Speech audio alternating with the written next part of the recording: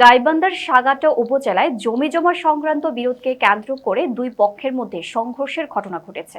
প্রতিনিধি জাকির হোসেন লিটন জানান, শনিবার বিকেলে আনুমানিক 5টার দিকে উপজেলার সাগাটা গ্রামে এই ঘটনা ঘটে। স্থানীয় সূত্রে জানা যায়, ফিরোজ কবির ভুট্টো গ্রুপ ও মতুল মিয়া গ্রুপের লোকজনের মধ্যে দীর্ঘদিন বিরোধের জেরে এই সংঘর্ষের সূত্রপাত হয়।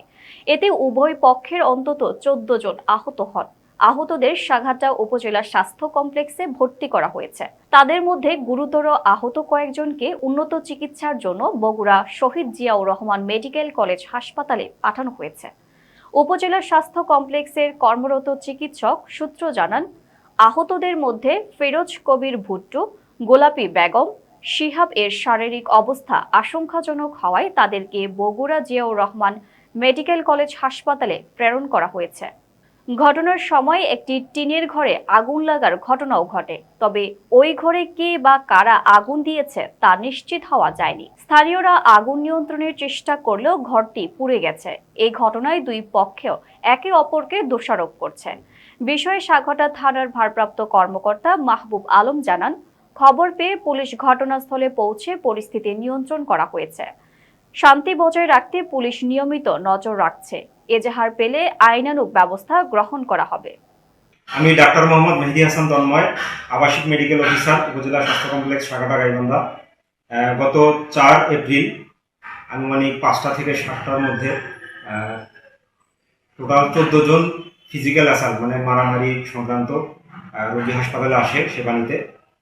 এদের মধ্যে 2 জনের অবস্থা খুবই আশঙ্কাজনক থাকায় তাদের মধ্যে গোলাপি এবং ফিরোজ কবির তাদের নাম সাথে সাথে ইমার্জেন্সি থেকে রেফার করে দেওয়া হয় এবং একজনকে চিকিৎসা দিয়ে ছুটি দিয়ে দেওয়া হয় আর বাকি সবাইকে ভর্তি দেওয়া হয়।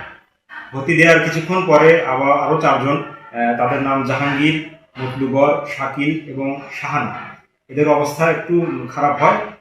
এদেরকে ভর্তির 1 ঘন্টার মধ্যে আবার এদেরকে রেফার করে দেওয়া হয়।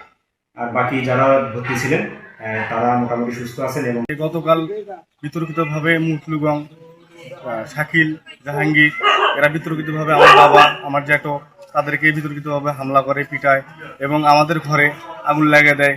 তারা মহৎ সৃষ্টি করে, আমাদের ঘর বেদখল দেয়। আমরা প্রতিবাদ করলে আমাদের গ্রামবাসীরা যদি এগোতে আসলে তাদেরকে হতাহত করে, আহত করে, প্রায় 10-12 জন গ্রামবাসী সহ আহত। আমার বাবা শহীদ জিয়া মেডিকেলে ভর্তি আছে। আমার বোন তার বুকে অনেক আঘাত করছে এবং এক ভরি একটা স্বর্ণের চেন ছিল, সেটা ছিনিয়ে নিয়েছে। তারা 2 জন এখন শহীদ জিয়া মেডিকেল কলেজে শহীদ জিয়া হাসপাতালে তারা চিকিৎসাধীন আছে। আমি গতকাল টিসিবির মাল নিয়ে আমার বাড়িতে ঢোকার পূর্বে দেখি আমার বরাবর সাংবাদিক আনোয়ার হোসেন এবং আমার বাবা ফিরোজ কবির ভুট্টুকে ও 4-5 জন লোক এলোপাতাড়ি পিটাচ্ছে। মতলু, জাহাঙ্গীর এবং শাকিল, শহীদুল এরা মারতেছে। হঠাৎ করে আমাদের একটা ঘরে আগুন লাগিয়ে দিছে। দেওয়ার পর গ্রামের কিছু প্রতিবেশী আমাদের এই মারামারিতে আসার পরে, আটকানোর পরে তাদেরও কিছু লোক আহত। অলরেডি আমার বাবা সহ আমার বোন সহ শহীদ জিয়া মেডিকেল কলেজ হাসপাতালে চিকিৎসাধীন আছে। আমরা সুষ্ঠু বিচার চাই। মোসাম্মদ খালেদা বেগম। আমাদের আমি বাড়িতে ছিলাম না। আমাদের গতকাল আমার মামার বাড়িতে আমার নানার একটা জমি নিয়ে আমার এই পাশে মতলু নাম বলে মাদক ব্যবসায়ী, ওর সাথে মারামারি অতর্কিতভাবে আসা হামলা করে আমার মামাকে সবাইকে মারধর করছে, মাথা ফেটে দিছে। সেই গুরুতর আহত 10-12 জন, 3 জন বেশি অসুস্থ। তাদেরকে শহীদ জিয়াউর রহমান মেডিকেলে রেফার করে দেওয়া হয়েছে। অফিসার ইনচার্জ সাগাটা থানার সে সহ তার টিম এই জায়গা পরিদর্শন করেছে। আমি নিজেও এই জায়গা পরিদর্শন করলাম।